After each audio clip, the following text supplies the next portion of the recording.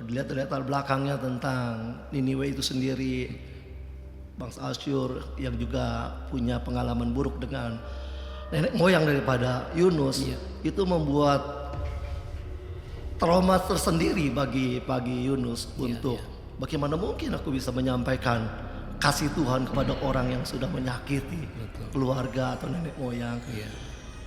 Jadi memang agak sedikit sulit, tetapi ya kita belajar dari kesulitan itu, kita belajar karena kita tahu endingnya. Yunus sosok pribadi ya memang partikularistik ya, yang sangat mementingkan bangsanya dia. Tapi bisa dijadikan sebagai teladan gak sih? Tapi kita kan harus punya wawasan Tuhan. Tuhan tuh mengasihi semua bangsa. Yunus tuh nggak mau dia, karena itu kan tadi sudah katakan kan, Niniwe dia kota musuhnya dia kan. Gitu. Kan maunya kan ya Tuhan hukum aja bangsa itu. Gitu. Rasa kebangsaannya itu melebihi apa yang Tuhan mau. Apain percuma orang saya maunya dia dihukum, nanti ketika saya berkhotbah menyampaikan pesan Tuhan mereka bertobat, Tuhan pasti ampun ya, biarin aja lah. Dia maunya bangsa itu ya binasa kan. Oke. begitu. Ya.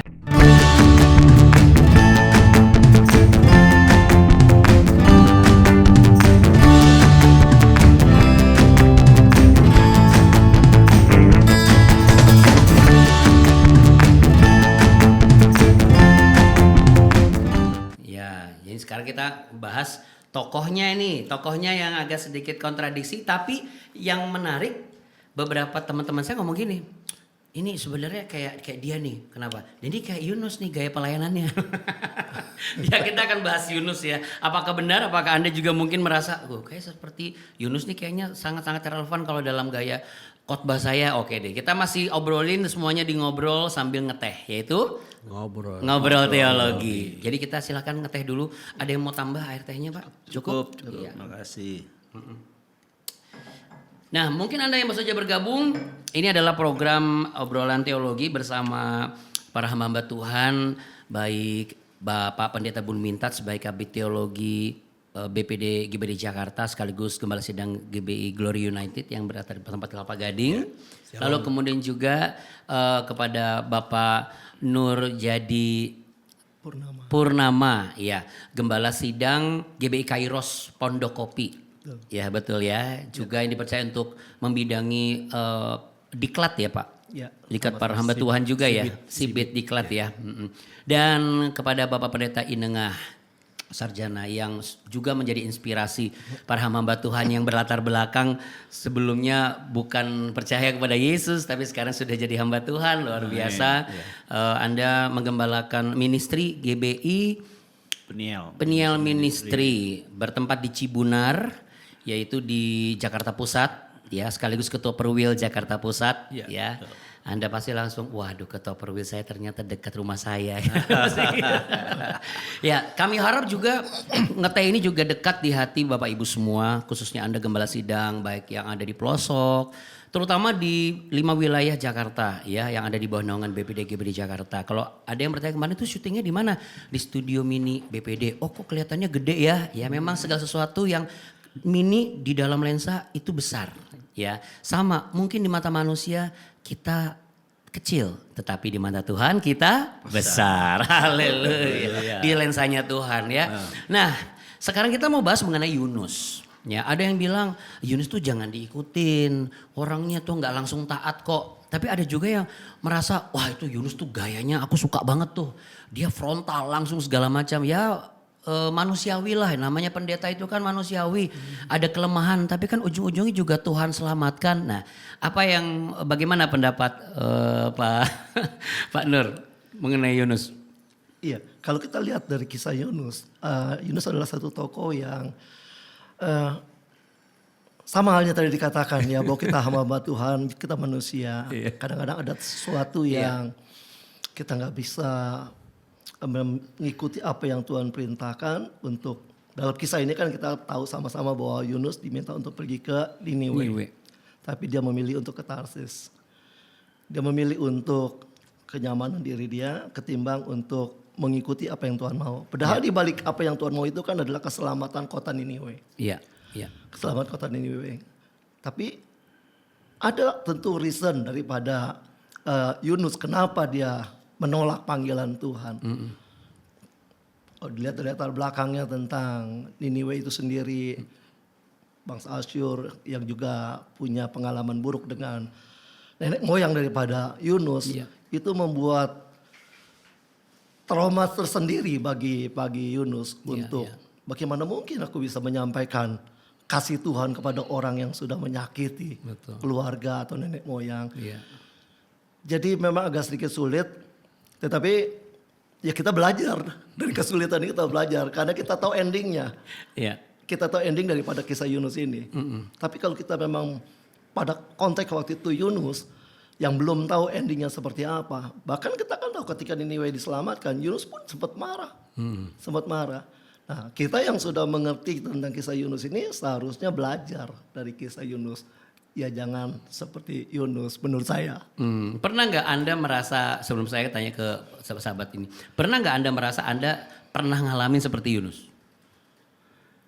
Ketika terpanggil jadi pendeta, gembala.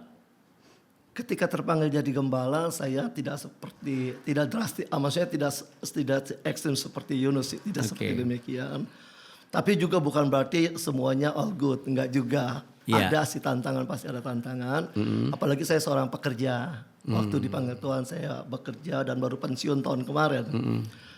Tapi sekali lagi bahwa semua karena anugerah.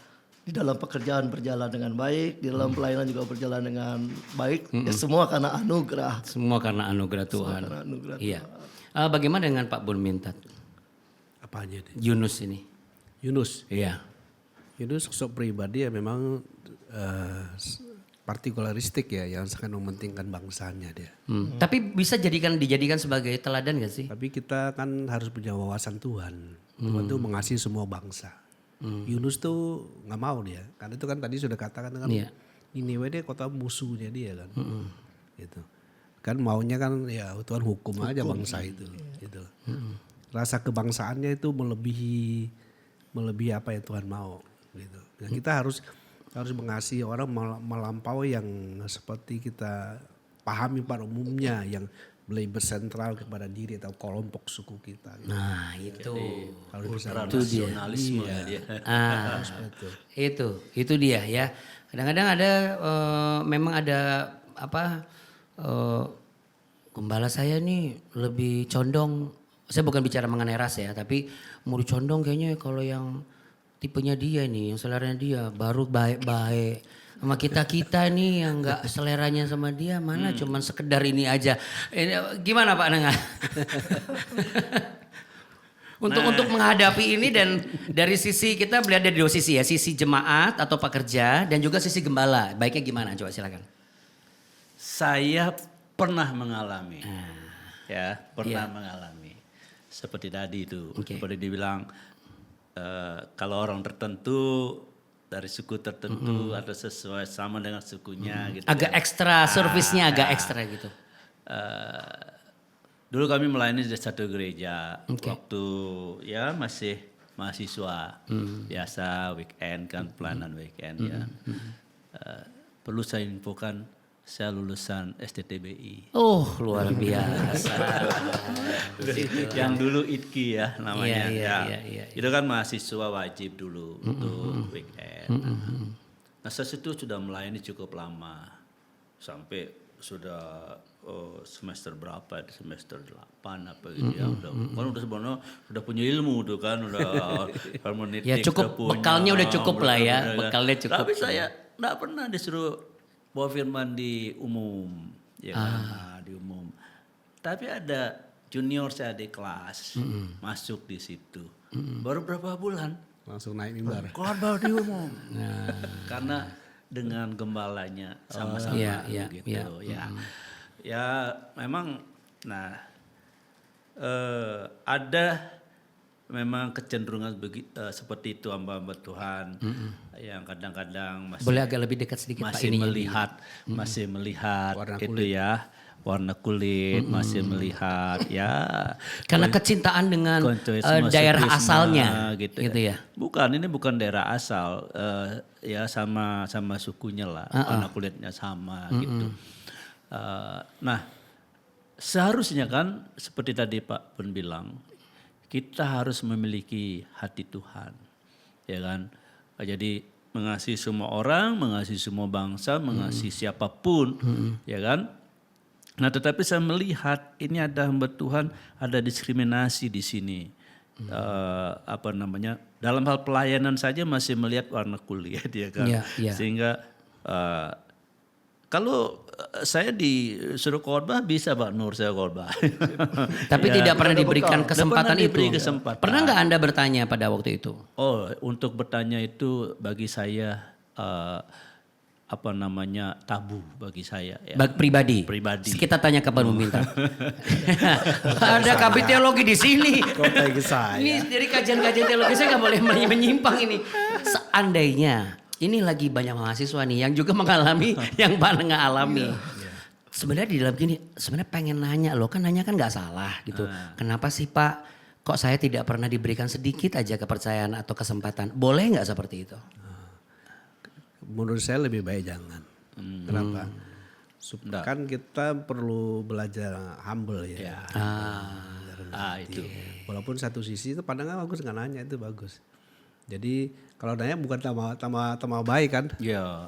tambah dinilai minus gitu loh. Saya malah nggak bertanya. Anggap sebagai bentukan Tuhan buat kita secara pribadi. Betul. Betul. Jadi lebih baik tidak usah bertanya. Ya, nurut saja. Kalau bertanya malah ujung-ujungnya besoknya malah Anda dianggap nggak ada di situ. Anda siapa ya? Gitu. Itu lebih menyakiti lagi ya. Lebih nyakitin lagi. Jadi lebih baik apapun itu seperti yang Pak Nengah. Terima. Betul. Terima dengan lapang dada. Istilahnya orang Jawa bilang legowo gitu ya. Memang mungkin belum waktunya Tuhan gitu. Atau bukan di sini saya diorbitkan kalau bahasa ininya. Tuhan tidak mengorbitkan saya di sini gitu kan. Karena akhirnya di tempat lain Tuhan angkat kita kan begitu. Jadi saya melihat itu seharusnya kita sebagai hamba Tuhan bukan melihat dari sisi warna kulit tapi kompetensi seseorang, kapabilitasnya, kapasitasnya, dan mungkin juga kita lihat integritas hamba Tuhan itu.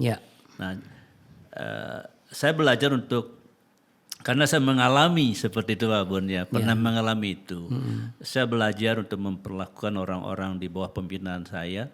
Jadi bukan berdasarkan warna kulitnya, tetapi saya melihat kualitas terlebih integritas orang ini. Hamba Tuhan ini kan saya sebagai pembina mengerti bahwa orang ini punya integritas enggak? Apa yang dia disampaikan di mimbar sama nggak dengan kehidupan sehari-hari, sama nggak di kehidupan rumah tangganya. Nah saya melihat dari sisi itu, bukan dari sisi warna kulit, bukan dari sisi suku dan sebagainya. Wow. Nah kalau Yunus ini kan sebenarnya tadi Pak Bun katakan dia punya kecintaan dengan bangsanya itu begitu besar. Apakah itu tidak boleh? Rasa nasionalisme yang benar-benar besar boleh, akan bangsa. tapi tidak boleh melebihi apa yang Tuhan mau.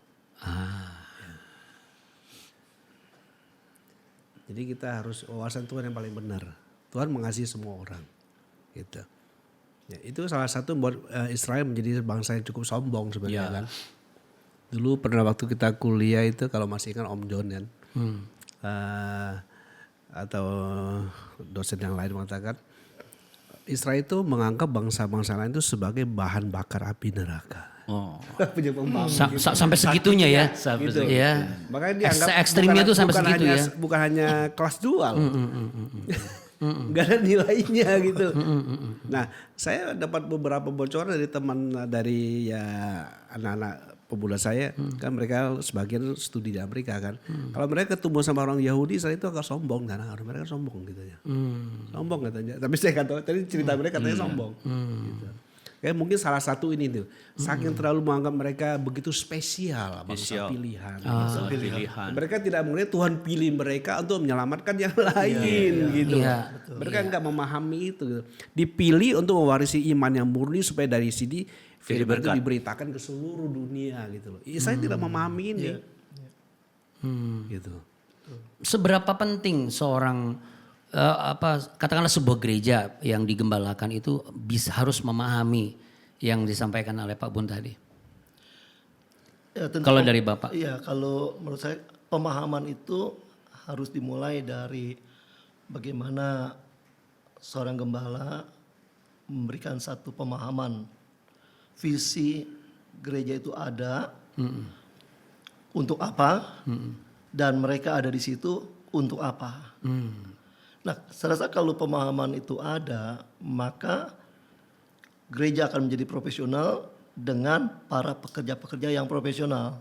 Artinya tadi kita tidak lagi dibatasi dengan warna kulit, dengan kesukuan, dengan kelompok-kelompok, apalagi hari-hari ini juga saya rasa rentan dengan namanya gereja keluarga. Iya. Ya, nah kalau seperti ini kan nggak melihat kualitas, tapi melihat bagaimana keluarganya, kedekatannya, maka timbullah orang-orang yang istilah katanya dekat dengan gembalanya, bahkan istilahnya penjilat. Ini kan kurang baik, ya kan? Kurang baik kalau dalam pelayanan, sehingga profesionalisme itu yang akan meruntuhkan nilai daripada sebuah pelayanan. Itu menurut saya sih. Jadi makanya sebetulnya kalau orang boleh memahami, pelayan-pelayan Tuhan boleh memahami, ketika mereka boleh ditempatkan di contoh di Komsel, ya setialah di Komsel. Karena saya yakin pemimpin itu kan tahu persis kapasitas. Setialah di Komsel. Setelah itu dipercayakan lebih lagi, maka tergenapi apa yang Tuhan katakan. Barang siapa setia dalam perkara yang kecil, maka Tuhan akan memberikan kepercayaan yang lebih besar. Amin. Bagaimana dengan perilaku yang menurut orang-orang bilang, ini mah sulit dirubah, emang karakternya begitu. Jadi lebih menunduk kepada jemaat ataupun orang-orang yang memang dalam tanda kutip secara realnya itu adalah donatur, lalu kemudian juga berpengaruh dalam pengembangan gereja dibandingkan dengan mereka yang tidak secara aktif, apapun itu, finansial kah apa, tapi setia sebenarnya di gereja, tapi tidak terlalu menunduk gitu. Itu sesuatu yang normal nggak? Tidak menunduk, Pada saat salaman, terus tidak mau mendengar gitu loh. Orang-orang yang punya pengaruh situ. Iya, iya. Karena ketika ditanya gini, ya bukan apa-apa, bos. Soalnya kan, ya kita bukan mau menjilat mereka, tapi kenyataannya Tuhan pakai mereka. Nah kan ada kalimat Tuhan pakai mereka, ini masalahnya. Harus tanya Pak Pandengar. Oh saya katanya Pak Bun dulu. Karena Pandengar kan lebih di tengah, dia bisa Gimana Pak? Kalau saya perlakukan orang sesuai dengan yang Tuhan mau. Ya, jangan membeda-bedakan. Memang mereka punya porsi masing-masing ya. Tapi jangan memberikan sebuah kesan ada pembedaan hanya karena donatur keuangan. Jangan mau nilai itu. Ya. Jangan. Alkitab kan tidak mengajarkan demikian. Ya kan? Bagaimana jika ada alasan kan menghargai gitu. Kalau dia berjalan katakan karena dia berpengaruh silakan duduk ke depan. Ya kalau dalam pengertian karena duitnya gitu, jangan. Hargai orang sebagaimana sepantasnya lah. Ya. Dari mana kita bisa melihat indikatornya apa tuh Pak? Kalau dia sebagai donatur kan dia ada porsinya. Porsinya kan. Porsinya. Jadi jangan karena kita meremehkan yang lain hanya karena dia. Ya, tapi boleh nggak kalau kita sebagai gembala juga mengedukasi tadi, memberikan sebuah penjelasan bahwa kita pun juga jadi pribadi jangan juga mudah kayak kecil hati gitu loh. Hanya mentang-mentang kita nggak disuruh duduk di depan langsung kesana kita nggak disayang. Padahal kan nggak gitu ya sebenarnya ya. Betul nggak? Setuju nggak Pak Nengah? Setuju nggak Pak Nengah? Contoh Pak Camat, masa kita suruh duduk di belakang? Pejabat daerah masa kita duduk di belakang? Sesuai dengan porsinya. Ya iya gitu kan. Maksudnya betul ya? Proporsional lah. Iya. Proporsional memperlakukan orang. Memang kan adil itu kan bukan berarti sama ya Pak. Sama rata, sama rasa itu kan keadilan komunisme. Tapi ini kan proporsional. Memperlakukan seseorang sesuai dengan porsinya. Seperti Bapak tadi bilang. Jadi ya misalnya dalam sebuah organisasi saja kan. Kan tentu orang-orang yang memiliki di organisasi itu secara struktural ya tentu beda dong ya dengan yang hanya fungsional kan begitu. Tapi menurut saya itu sih bukan ketidakadilan, tapi itu sesuatu keadilan secara proporsional justru. Keadilan secara proporsional. Ya. Mungkin nggak Yunus tuh berpikir begitu. Ini keadilan bagi saya, ini keadilan proporsional saya ini. Oh itu bangsa yang nyakitin nenek moyang saya gitu. Mungkin nggak? Kalau sikap Yunus salah. Salah dia kan mau jadi hakim. Ya. Dia mau hukum bangsa itu kan hakim di tangan Tuhan. Kan. Dia mau duduki kursi itu kan. Makanya dia kabur aja kan. Gitu. Ya, beda kalau Yunus itu beda. Tapi memang intinya Yunus ini kan orangnya tahu bahwa Tuhan itu kan Maha Pengasih, Maha Pemurah. Pasti nanti juga kalau orang udah bertobat diampuni oleh Tuhan, nggak jadi dihukum, mending nggak usah. Tadi itu kan karena dia, jadi belak-belakan gitu. Orangnya tuh benar-benar straight to the point. Bahkan untuk berbicara dengan Tuhan pun tidak ragu untuk mengatakan, kamu juga nanti ampunin lagi. Gitu. Yang nggak ada, maksudnya nggak ada rasa bukan basa-basi atau sungkan, tapi apa adanya. Nah gitu. Itu kan bagus bukan? Ya. Ada bagusnya kan kalau apa adanya kita sebagai apapun itu, maksudnya bukan gembala aja, bukan gembala aja dari sebagai di hadapan Tuhan kan kita mesti bicara apa adanya ya. Oke. Ya kan kita mesti bicara apa adanya, tidak boleh sembunyikan. Nah, tentu juga karena tadi itu dia memiliki rasa nasionalisme yang tinggi, merasa bangsa dia bangsa yang unggul, pilihan Tuhan, ya kan. Dan tadi juga Pak Nur bilang itu kan Niniwe itu musuhnya.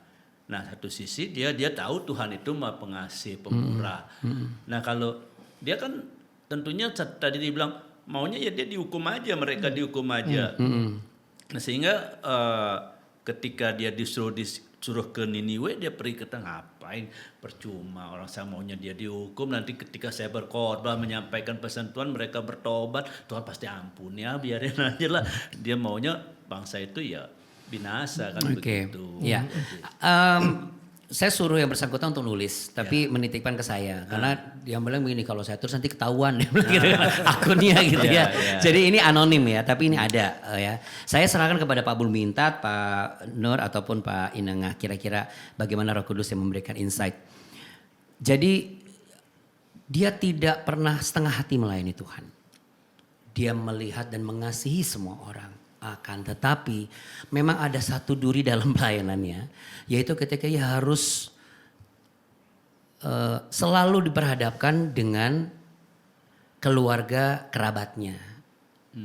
Yang mana notabene memang terjadi perselisihan yang begitu runcing, permasalahan begitu besar, mulai dari harta warisan, ketidakadilan dan sebagainya, sehingga dia memilih untuk tidak berhubungan dengan keluarga ini. Tapi sebenarnya kalau ditanya kerinduannya itu adalah keluarga ini karena saudara kandung ya, itu juga diselamatkan begitu.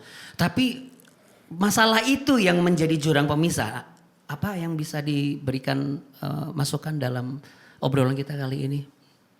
Karena dia merasa seperti Yunus terus terang aja. Dia merasa ini sebenarnya panggilan, gue udah tahu sih gitu, tapi kenyataannya adalah untuk ketemu pun sudah nggak bisa. Telepon pun sudah nggak mungkin. Nah, ibaratnya yang membuat begitu. Tidak mungkin itu dari pihak sana apa dari dia? Pihak sana.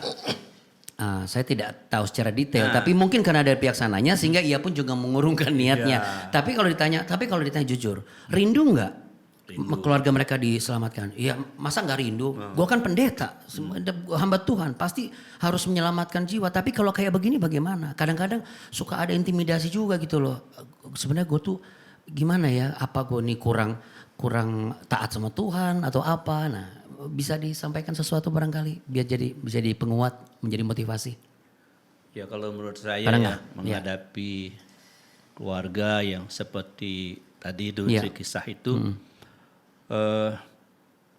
tentu, nah apalagi sampai sudah lost kontak, bukan dari pihak sini, dari pihak sana ya kan, itu memang sulit ya.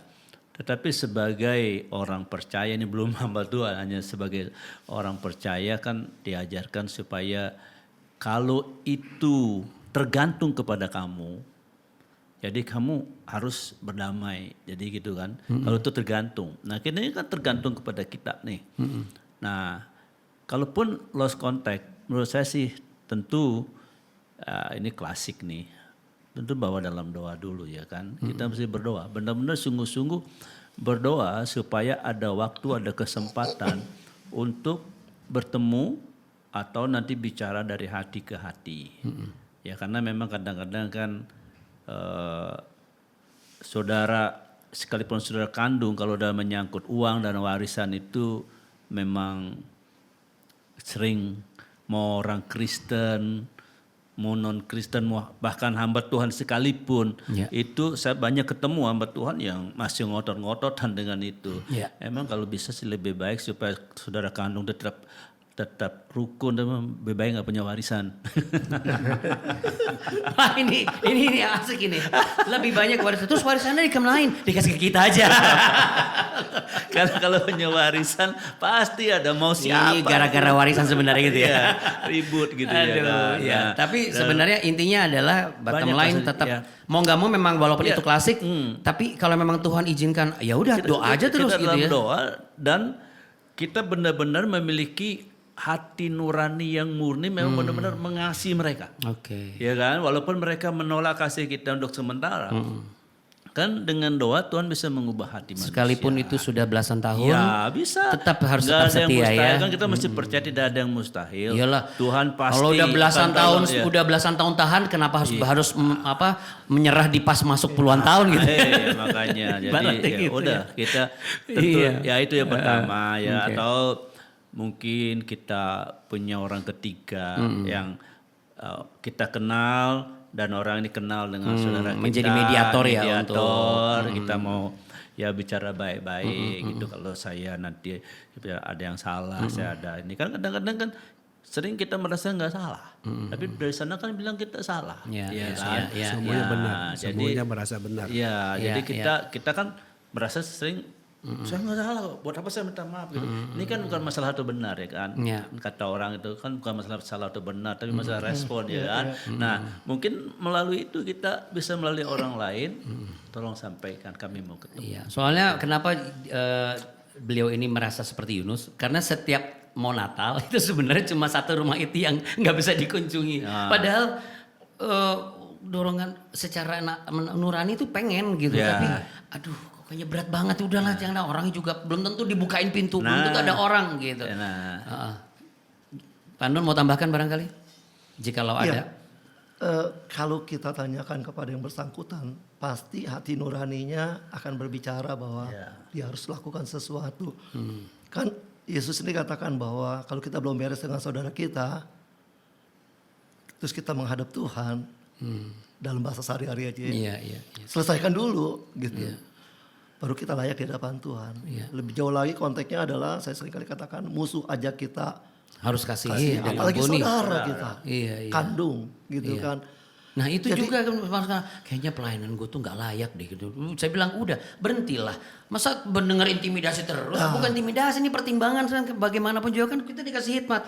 Nah Yunus kan dikasih hikmat, dikasih pemikiran apa semua. Tapi ya saya percaya ini akan jadi jalan keluar buat Saya mungkin mereka. tambahkan kalau kita bicara tentang kisah Yunus ini kan ada dua hal tema besarnya, itu pengampunan dan kasih Tuhan. Ya, Iya. nah kalau ini kita implementasikan dalam kehidupan kita, meski kita tahu ini susah, ya, tapi kasih Tuhanlah yang akan Amin. bisa membantu kita, menolong kita. Amin. Ya. Silakan Pak Bun sekaligus juga konklusi. Ya, kalau saya kalau lihat kondisi begini kan yang beriman cuma dia kan. Keluarganya belum. Bukan, sana juga sudah. Oh, sudah. Sampai dibilang, lu nggak usah ajak-ajak, gue bukan, sampai maaf ya, gue bukan GBI. Oh, durinya sudah dalam Terakhir Tuhan. begitu. Oh, sudah dalam Sudah. Cuman masalahnya selalu tertutup pintu, selalu apa, dan itu ada masalah itu tuh Pak. Terus langsung nganggap, ngapain lu narik gue ke gereja, lu ke GBI, gue bukan GBI. Ya, gitu. Mohon maaf ya, ini saya cuman ini aja. Ya mungkin ada juga yang mengalami itu sekarang ini. Ya ini kan cuman secara pribadi ya dari kenalan saya. Nah apa yang bisa... Ya kalau saya melihat kalau harusnya orang yang lebih dewasa yang bisa lebih berpengertian ya. Kalau mengharapkannya yang anak-anak tuh kalau tingkat kerohanian ya. Jadi maksudnya tetap harus dikunjungi? Ya harus dikunjungi. Sekalipun pintunya nggak ditutup, nggak ditutup, nggak dibuka. Datang saja. data ya. Datang saja doa datang saja. Itu kan lebih baik supaya dia tidak mengganjal pelayanan dia juga kan. Itu itu mengganjal loh. Ya, hubungan itu mengganjal. Jadi walaupun tidak diterima, walaupun ditolak terus, kita tetap harus melakukan bagian kita gitu intinya maksudnya? Ya lakukan apa yang seharusnya jadi kalau dia sudah nggak mau kan itu lain persoalan kan. You sudah lakukan gitu kan. Jadi bagian kita. Iya sudah nggak mau, cuman masih mengganjal itu. Jadi apa Ya, kirim solusinya? hadiah lah. Kirim hadiah. Serius nih Pak, beneran loh. Kan Gimana supaya dia tidak pemberian selalu itu merasa- meredamkan amarah kata Oke. Amsal kan. Iya. Pemberian itu meredamkan amarah. Ya mungkin jangan biskuit ya. Jangan putus asa. Mungkin bis tingkat ya kayaknya. Jadi mungkin satu kali ya kan terus aja. Ya, Berdoa terus lah kalau apalagi kita kalau pelayan itu kan paling enggak kan tingkat Quran berbeda ya. Kalau mengharapkan untuk naik agak susah. Walaupun tidak segampang seperti kita pikir datang langsung diterima di welcome. Ya belum tentu juga, tapi lakukan bagian itulah.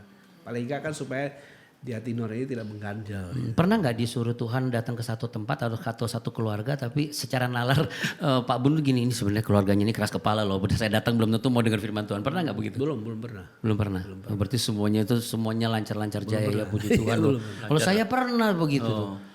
Tapi puji Tuhan saya tetap datang. Tapi benar loh, kasih Tuhan yang mengubah hati mereka. Betul. Itu saya alami sungguh-sungguh. Ya tapi kan itu orang luar ya. Beda Bu, ini kan keluarga sendiri. Kadang-kadang lebih sulit. Gitu. Ya tapi tidak ada yang lebih kalau sulit. kalau dia mau belajar bukan dalam pengertian mau mengalah atau merendahkan hati ya. Dia bisa menjadi pintu Tuhan untuk menjangkau keluarga itu lebih dalam. Ya, saya percaya pembelajaran dari Yunus ternyata banyak juga ya. Bukan hanya dari sisi rasa berlebihnya yang memiliki tentang kebangsaan ya, dari mulai penggembalaan apa semua ya. Ya belak-belakannya bolehlah kita ambil, artinya kita bukan berbicara di belakang, tapi kalau memang ada satu masalah yang memang perlu dibicarakan, bicarakan aja gitu. Tapi tentu semua harus dalam keadilan yang proporsional. Dan saya suka tadi merendahkan diri.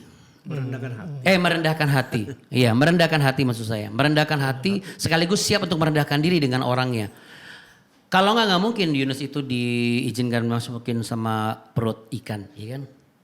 Udah ada ketahuan belum ikan apa? Ikan paus katanya. Nanti harus tanya si Yunus. Ikan besar. Ikan besar tadi kan. Bukan Ikan paus. Kira-kira ikan besar apa aja di situ? Apa aja ya. Ikan teri yang besar bisa juga. Ikan teri besar ya. Teri kan gak selalu kecil ya Pak ya. Saya pernah ketemu jenis teri yang segini. Saya bilang kok teri kok kayak makarel sih, dia bilang gitu. Iya jenisnya beda tapi namanya ikan teri. Ya luar biasa. Oke deh, tepuk tangan dulu kita sama-sama ya. Ya memang tidak mudah dalam menjalankan pelayanan. Pak Bun minta sampai di posisi beliau kabit teologi. Bahkan kalau Anda menyaksikan episode sebelumnya sempat ditinggal full tim ya. Sampai akhirnya Pak Bun minta ya udah saya kasih deh semuanya gitu ya. Itu luar biasa. Kemudian Panengah juga demikian. Gak pernah dikasih peluang, gak pernah dikasih apa. Padahal Anda percaya bahwa saya punya kapasitas, saya punya bekal yang cukup untuk memenuhi tanggung jawab itu gitu ya. Dan juga Pak Nur juga demikian ya. Kadang-kadang memang tapi ada dua hal yang beliau sampaikan tadi. Pengampunan dan kasih Tuhan. Dan pada akhirnya segala sesuatu mengarah juga kepada memang kita jadi gembala harus punya rasa mau lagi merendahkan hati kita. Amin. Benar. Karena ketika kita mengatakan, saya kurang rendah apa? Berarti memang kurang rendah sebenarnya. Kalau dia di atas dia ngomongnya di atas gunung. Kan katanya hamba itu kan dulos. Dulos itu kan keset sebenarnya. Kan mesti Iya. siap. Oh kurang keset apa? Ya berarti taruh di basement kayaknya. Kurang keset apa gua gitu kan. Kamu tahu keset tulisannya apa? Welcome. Welcome. Digosok-gosok tulisannya apa? Welcome. Silakan. Aduh, tapi yang pasti ya kita percaya bahwa dengan adanya program ini kita sebenarnya bukan sedang menjustifikasi, tapi kita justru memfasilitasi adanya komunikasi yang terbuka ya. Barangkali mungkin salah satu wilayah yang diketuai oleh Pak Nengah langsung terbuka, oh iya benar juga nih, atau ada sesuatu yang secara personal mau ditanyakan tapi agak sedikit ragu-ragu. Anda bisa lihat pribadi penengah seperti apa. Mungkin selama ini hanya bertemu pada saat secara struktural saja. Tapi tadi ada jawaban beliau. Sesungguhnya setiap keputusan para pemimpin adalah keputusan yang berkeadilan namun proporsional. Nah, kita belajar untuk juga bisa memahami akan hal seperti itu. Dan keadilan Tuhan tidak bisa diukur dari kita. Karena keadilan Tuhan pasti lebih jauh sempurna proporsionalnya. Apa yang kita sampaikan mungkin tidak mencukupi semua kebutuhan Anda. Jadi kalau Anda butuh informasi, Anda butuh untuk bisa berdialog lebih dan berdiskusi, silakan. Pak Bun ini sangat terbuka loh. Apalagi beliau sampai hari ini tuh ada pertemuan rapat di bidang teologi. Udah pada selesai deh, sampai sesi berapa tuh Pak? Yang Bapak bikin? Oh kelas udah selesai kemarin Sabtu kemarin. Wah, puji Tuhan ya, luar biasa. Kristologi. Nanti ada program lagi di tahun depan? Iya ada. Ada lagi dibicarakan nanti. Ya bagi yang belum sempat ikut, jangan berkecil hati ya. Ikuti aja program Ngeteh. Memang pembicaraannya kok ringan sekali, tapi percayalah ini semua fakta di lapangan. Jadi ini bisa menjadi pembelajaran buat kita semua. Tidak ada gereja yang sesuai dengan impian kita, karena semuanya harus sesuai dengan impiannya Tuhan ya. Betul ya Pak ya? Iya, betul. Oke, kalau begitu dari studio mini BPDG Jakarta, terima kasih yang luar biasa untuk semua tim di balik ini ya. Ada Pak Nelson ya dan juga Kak Hiskia. Kita beri tepuk tangan dulu dong ya. Ada banyak sekali. Anda tahu Kak Adril, ada juga ada Pak Petrus Legowo, ada Bu Eca semua. Anda belum kenal, datanglah ke BPDG DKI Jakarta. Terima kasih banyak. Tuhan Yesus memberkati. Maju terus pelayanan Gereja Betel Indonesia. Silakan Pak. Ayo.